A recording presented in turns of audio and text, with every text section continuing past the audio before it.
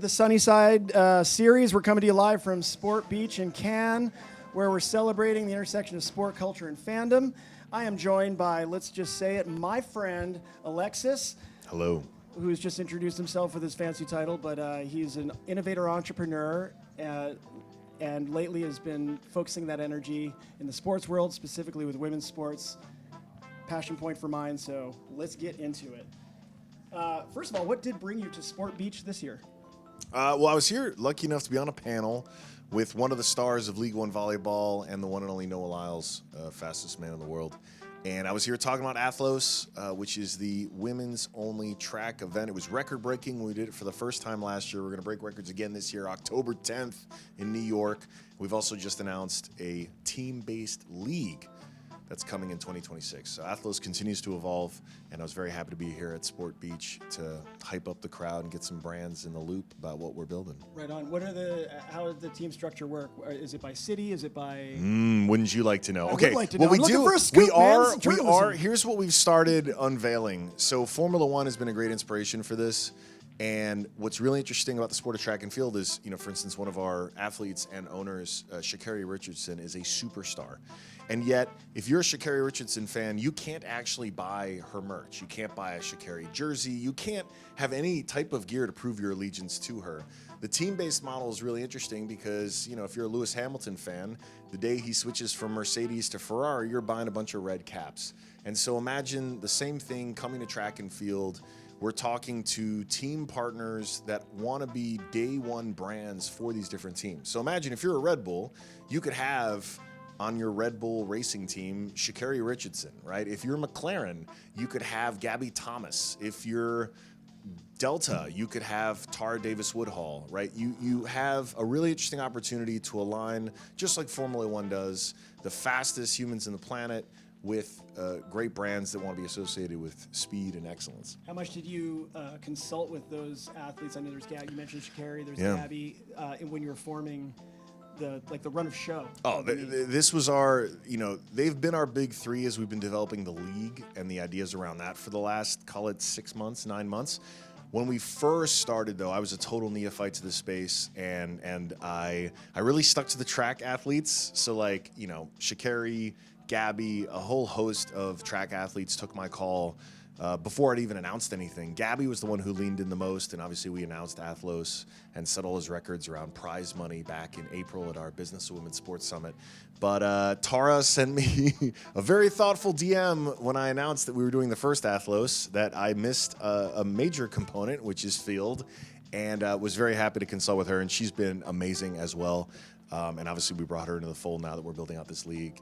And look, the secret, and I said this on stage, the secret to success in emerging sports and emerging leagues, it's going to sound kind of surprising, but you just talk to your athletes, talk to the best athletes, ask them what they want, and reimagine how this could work from first principles to create an amazing athlete experience, to create an amazing fan experience, which creates an amazing broadcast experience. If you nail those three, you're going to win, because brands are going to love it.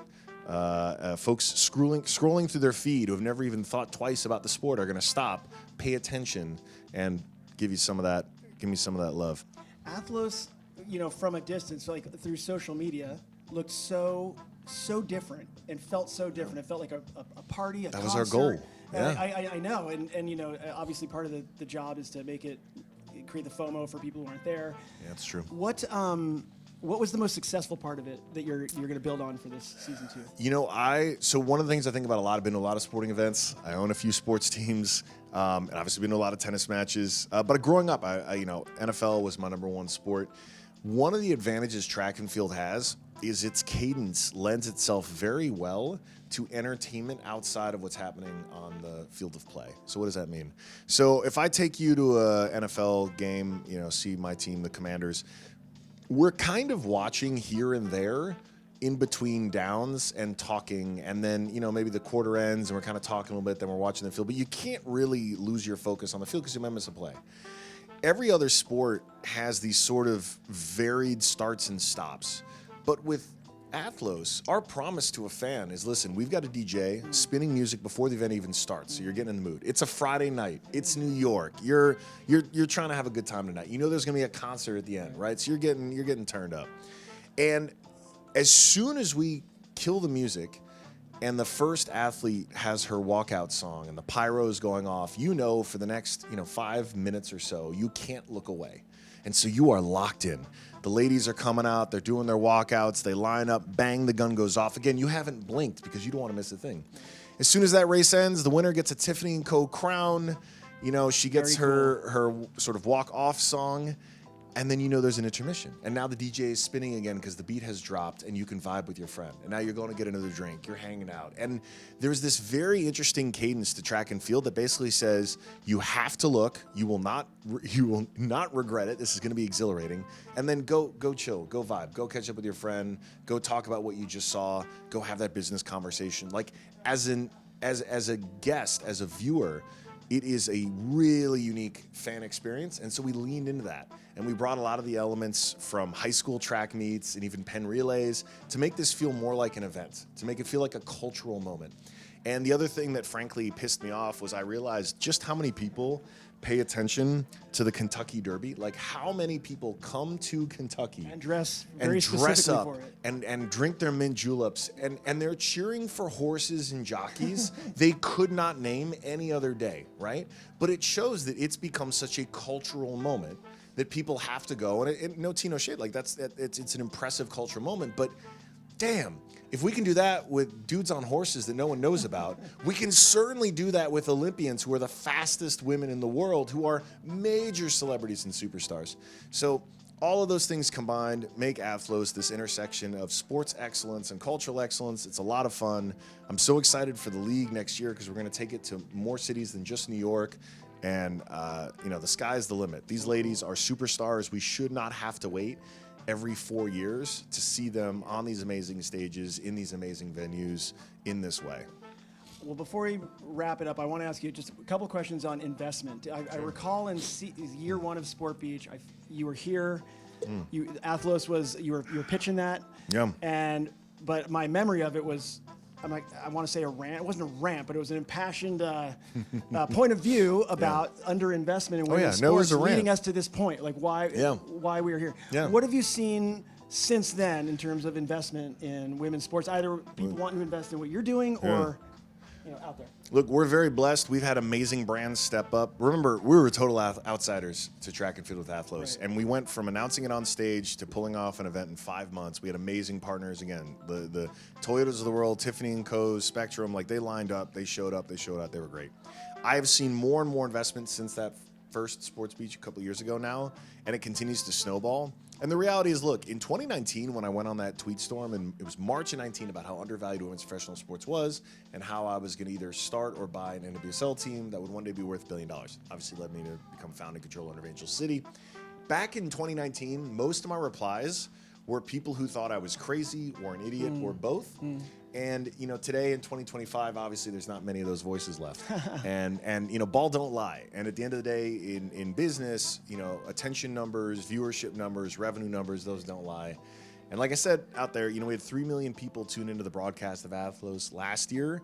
We're aiming for even more this year. And I feel so confident the investment in women's sports is just going to continue to grow. We are still nowhere near where it should be. Yeah, what's winning look like in your mind's eye?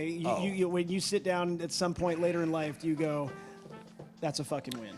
I think you're winning see, now, but what's the? I think you will see okay, so for sure there will be multiple billion-dollar women's sports teams, right? Angel City's well on its way. The New York Liberty is now the most valuable team in basketball, maybe all of women's sports. Chelsea women, which I just invested in, has also set records for valuation. There are going to be multiple billion-dollar women's sports franchises in the next 5 years, 10 years for sure, but I think already in 5 years.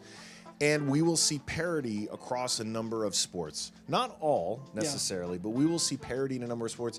Tennis is the OG example, and I bring it up all the time. This is what gave me the confidence in 2019. In the United States of America, more Americans tune in to the U.S. Open women's final than the men. That was the case in 2019. It's still the case today. It doesn't require a Williams sister. It doesn't even require American women. Check the numbers. Because of the Williams sisters, because of Billie Jean kicking down the door, you now actually have a sport in America where I think unequivocally tennis at least is at parity between men and women, and I'd argue the women's game is more popular here. And that was the proof point. And why? Why? Well, because pay equity was forced by Billy, and because you had a sport where you could have men and women playing at the same time, so they reluctantly like, fine, we'll market them at the same time. And then you had generational talent like Serena and Venus that made this sport accessible to far more people. So it's going to look different across the different sports, but I think for sure there are opportunities for minimum parity. And in other sports, we talked about volleyball there earlier, there isn't really a formidable men's professional volleyball, and I think the sky is the limit there for the women. And I think in soccer, in America, not football, sorry, but in America, soccer, men's soccer, until the men are an elite team, Americans will gravitate towards women's soccer because we want excellence. Winners we gravitate towards excellence. And the United States, the biggest football fans are going to probably watch overseas men's football. But the biggest fans who want to see greatness in the American ranks, I think, are going to choose women's soccer. 100%. I have an 18-year-old boy who watches the Champions League because that's how it is. The quality That's where the game. best. Yeah, That could be a whole other content studio session. I'm doing my speed round. This is real quick, easy ones. Okay. Sweet or sour? Sweet or savory, and why? Damn. I think savory. I've been trying to cut back on sugar. Okay, that's good. That's a great answer, actually. All right, if you could have dinner with one person in the world, dead or alive, who would it be? A mentalist asked me this at a Robin Hood Foundation gala. And, There's a lot in that and sentence. he You actually just said that I have figured to it out. talk He about read it. my mind, but it was Leonardo da Vinci. Wow! Yeah. Mentalist Robin Hood he Convention? fucking read my mind. This is the Robin Hood Foundation. I'm a proud board member. Anyway, they have this mentalist Oz. You've probably seen him. He's done Hard Knocks. He was on Hard Knocks a couple times. Anyway, read my mind. It was very surreal. That's incredible. Yeah. A great choice, too. And last question. Thank You've you. already answered on stage. You're just going to do it for the camera this time. Your hype song when you're getting pumped up either to work out or launch a new innovation or do what you do. I do love a good pump-up song. Squabble Up by Kendrick Lamar. Absolutely excellent choice. Thank you. Thank you for joining us, Alexis. Thanks to you all for joining us at Sport Beach. Drop Mike. Check us out on the 72 and Sunny social channels. Out.